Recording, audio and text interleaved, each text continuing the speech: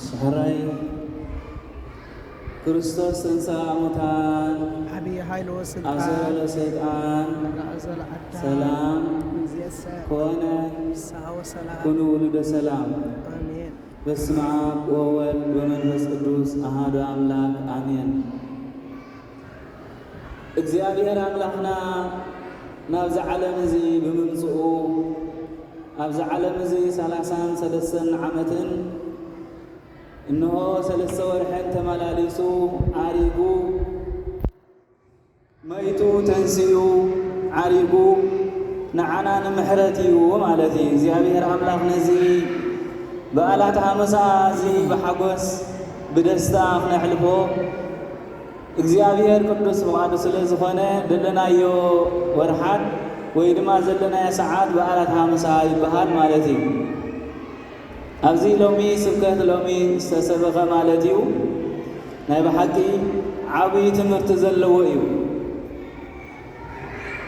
ኣብ ወንጌል ዮሐንስ ምዕራፍ 21 ጎይታና መድሓኒና ኢየሱስ ክርስቶስ እነሆ ንስምዖን ዝበሎ ቃል ኢና ሎሚ ንእሽተይ ክንመሃር ስምዖን ወዲና አስተፍጠረኒ ዲኻ እናበለ ጎይታና መድሓኒና ኢየሱስ ክርስቶስ 3 ጊዜ ተዛረቦ ስምዖን ከአድማኒ ወጎይታ የፍቅረካ በሎ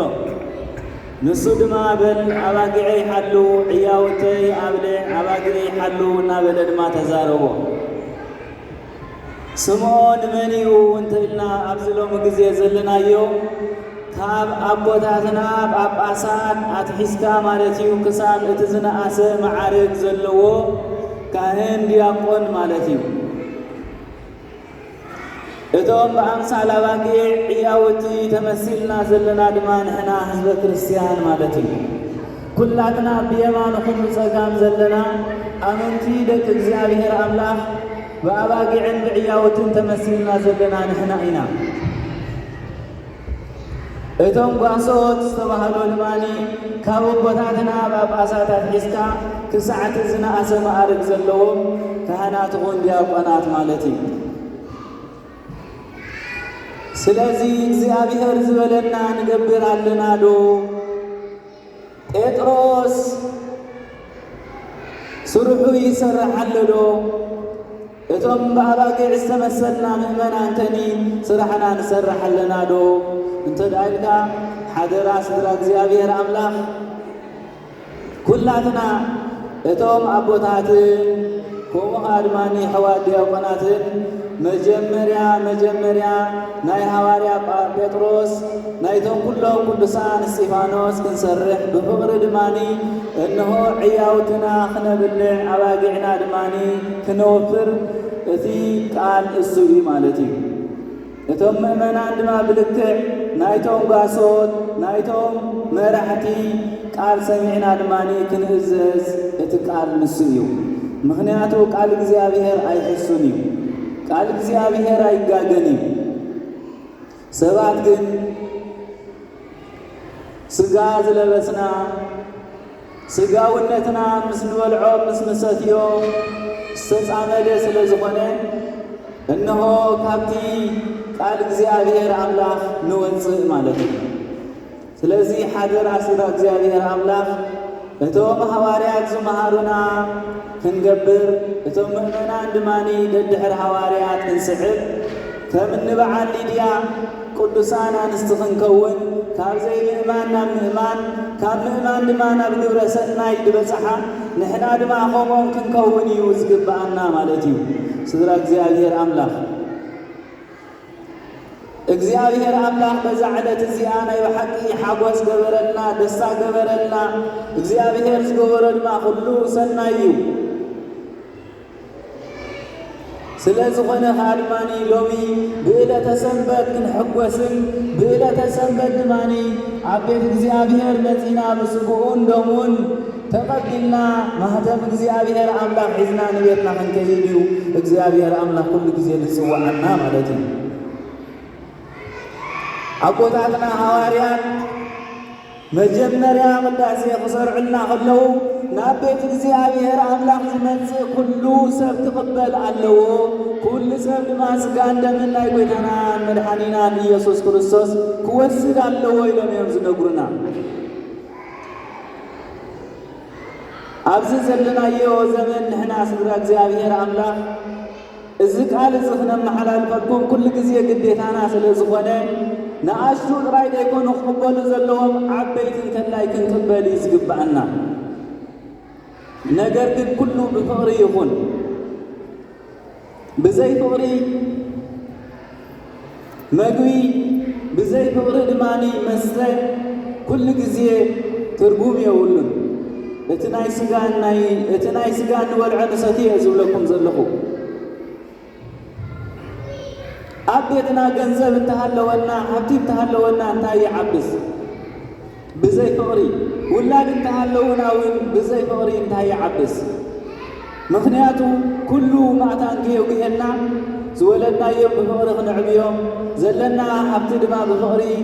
ተሳኒና ክንበልዖም ክንሰትዮን እሱ እግዚኣብሔር ዝእዝዘና። ስለዚ ስራ እግዚአብሔር አምላኽ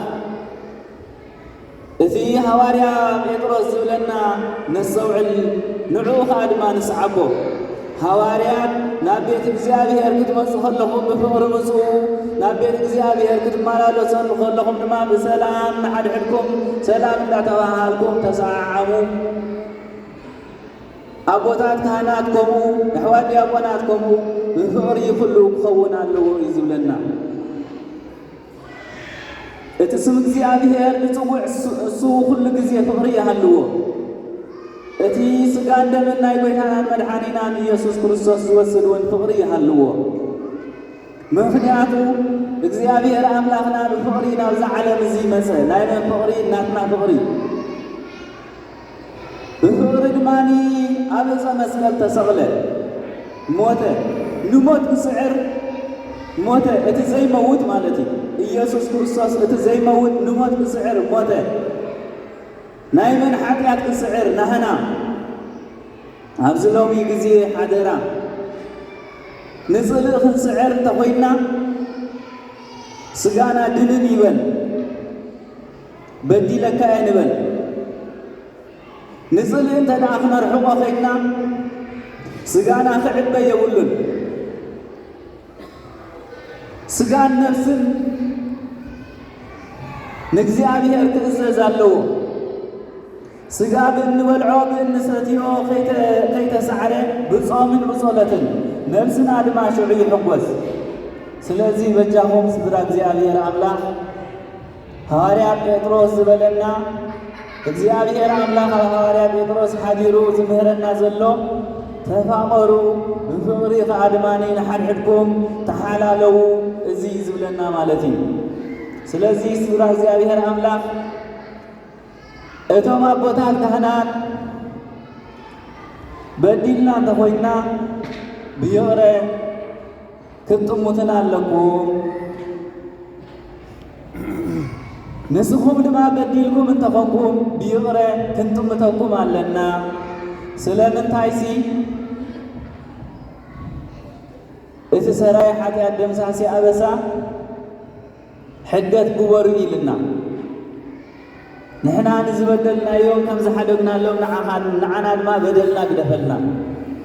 ይብታ ወይ ስራይ ካህን ሊቀ ካህናት ሰራይ ኃጢአት ደምሳሲ ኣበሳ ወልዱ ለብሩ ከሳቴ ብርሃን ስልጣነ ዘወሃቦሙ ለአበዊና ሐዋርያት እቲ ንኣቦታት ሐዋርያት ንኣቦታት ካህናት ዝሃበ ስልጣን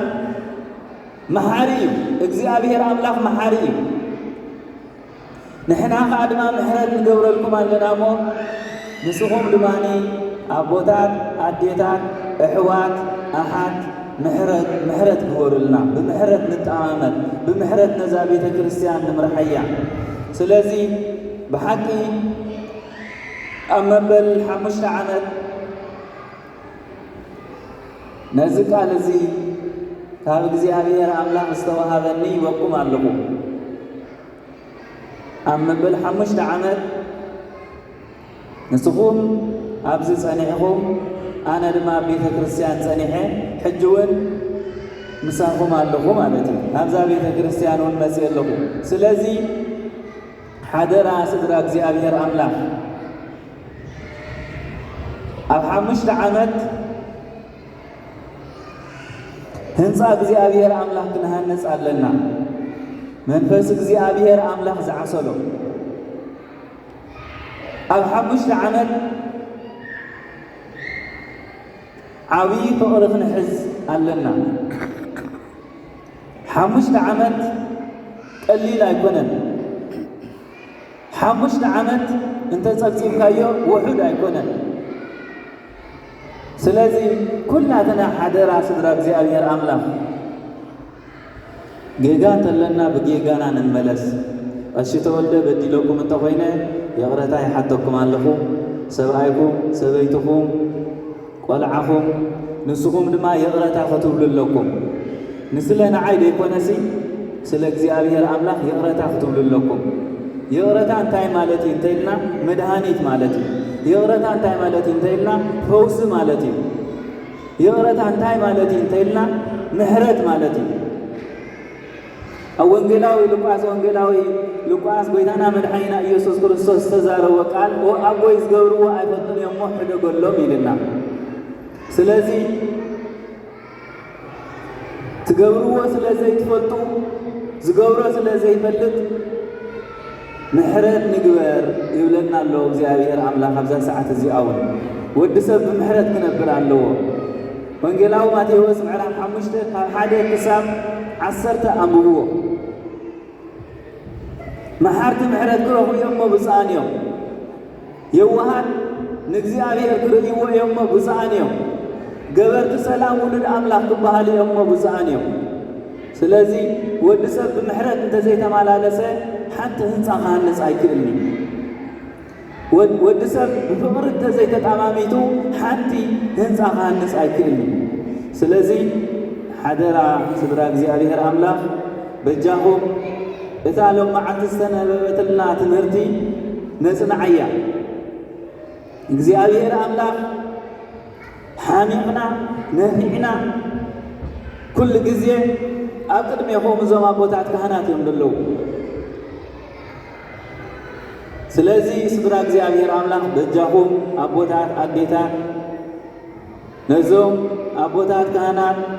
ብፍቕሪ ጠሙትና ንሕና ድማ ብፍቕሪ ክንጥምተኩም ንስኹም ብፍቕሪ እንተዘይጠመትኩምና እውን ንሕና ብፍቕሪ ክንጥምተኩም ግዴታና እዩ ምክንያቱ ኢየሱስ ክርስቶስ ናብዚ ዓለም ዝኽመጽእ ከሎ ብዙሓት የጋፍዕዎ ነሮም እዮም ብዙሓት እውን ኣብ መከራን ኣብ ጭንቀትን ኣብ ስደትን ኣብ ሞትን ኣብፂሖሞ እዮም ነገር ግን ዝሞተ ንሞት ክስዕር ደኣ እምበር ደቂ ሰባት ስለ ንኽመውት ዝፈረድዎ ኣይኮነን ንሞት ንኽስዕር ንኣበሳናን ንሓጢኣትናን ንኽስዕር ሞተ ኢሉ ስለዚ ንሕና እውን ንጽልኡኹም ክንስዕር እንተኾይንና ስጋና እንታይ ክገብር ኣለዎ ትሕት ክብል ኣለዎ ስለምንታይ ቀሺ ተወልደ ጸሪፍካኒ ኢለ ስለምንታይ ጸሪፍካኒ ኢለ ንዓኻ ንዓኺ ኣይዋጣውጠልኩም እየን እኳ ደኣ ይቕረታ ክብል ኣለኒ ስለምንታይ ሲ ይቕረታ እንተኢለኩም ጥራይኹም እቲ መልስኹም ተቋርጽዎ ስለዚ በጃኹም ኣቦታት ካህናት ድንን ኢልና ነዚ ህዝቢ እዚ ዘጉደልናዮ እንተሎ ይቕረታ ንበል ብይቕረታ ድማ ነዛ ቤተ ክርስቲያን ንምርሓያ ኣቶም ህዝቢ ኣቦታት ኣዴታት ምእመናን ድማኒ ይቕረ ምባል ፈውሲ እዩ ንቤተ ክርስቲያን ብይቕረታ ጥራይና ክነሃንፃ ንኽእል ዝጐደለ ዝጠፍአ ዝተባላሸወ ኩሉ ዝሓለፈ ኣይጽገኒ ምዕራይ ጥራይ እቲ ፈውሱ ኣይምለስኒ ምዕራይ እቲ ፈውሱ ዝሓለፈ ኣይምለስኒ ዝጠፍአ እውን ኣይምለስኒ እንታይ ደኣኒ ንሕድሶ ዝጠፍአ ግዜ 5 ዓመት ኣይምለስኒ ወላ ሓንቲ ዘይምለስ ሕጂ ግን ተባራትዕና በጃኹም ቤተ ክርስቲያን ንጸግና ንቤተ ክርስቲያን ከኣድማኒ ንምርሓያ ሓደራ ናይዛ ቤተ ክርስቲያን ወነንቲ ንሕና ኢና ናይዛ ቤተ ክርስቲያን ኣካየድቲ ንሕና ኢና ንሲኖዶስ ተኣዘዝቱን ተለኣኽቱን ኢና ናይዛ ቤተ ክርስቲያን መብራህቲ ግን ንሕና ኢና ንሕና እንተብሪህናያ እቲ ሲኖዶስ ይባርኻ ሃዋርያት ማለት እዩ ንሕና እንተትፊኢናያ ድማኒ ሃዋርያት በኣና ይሓዝኑ ይጉዩ ማለት እዩ እቶም ዘጽንሕዋ ሃዋርያት እቶም ናብዚ ክትበጽሕ ዝገበርዋ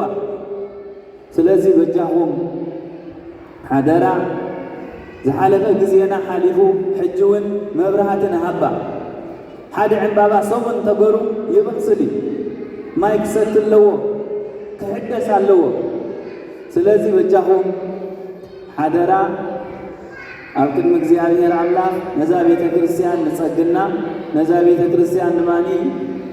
ካብ ነንበይንኻ ተሓዊስካ ተኣኪብካ ስለ ዝኾነ እቲ ሰላምን እቲ ፍቕርን ንመጽእ እግዚኣብሔር ኣምላኽ ቅዱስ ፍቓዱ ኮይኑ ነዚ ዕለት ዘብጽሐና ይኽበር ይመስገን ትንሣኤ ተሓጒስና ቤተ ክርስቲያን በሪሁ ተኸፊቱ ከምኡ ከዓ ድማ ሕጂ እውን ንርኢ ኣለና ማለት እዩ እንተኾነ እዚ ኣኻሊ ይኮነን እዚ ዓብ ደብሪ ዓብ ቤተ ክርስቲያን እዩ ሰሙናዊ ክቅደስ ይግብኦ እቶም ዝምልከቶም ኣካላት ተዘራሪብና ምስቶም ዝምልከቶም ነዚ ተገርና ሰናይ እዩ ኣቦታት ካህናት ድማኒ ዝግባአና ክንገብር ሰሙናዊ ተገበርዎ ክንቅድሶ ኣብ ክልተቐና ተገበርዎ ክንቅድሶ ግዴታና ስለ ዝኾነ ተውህቦና ስለ እግዚኣብሔር ኣምላኽ ጽኒሉ ይስማዕኹም ናይ ጴጥሮስን ጳውሎስን በረኸት ምስ ኩላትና ይሕደር ናይ ጐይታና መድኃኒና ኢየሱስ ክርስቶስ